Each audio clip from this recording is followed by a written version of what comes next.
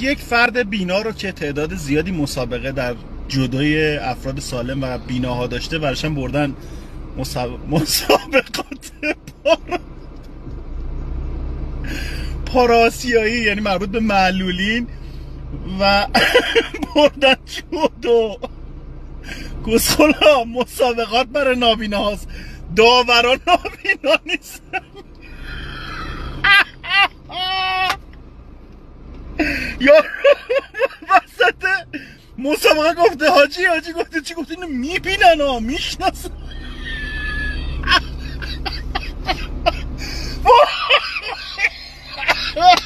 مملکت نیست، دیوونه خونه است. وای خود میشناختن یارو رو، مسابقه داده این تو قسمت آدمای سالم. چی کار میکنید؟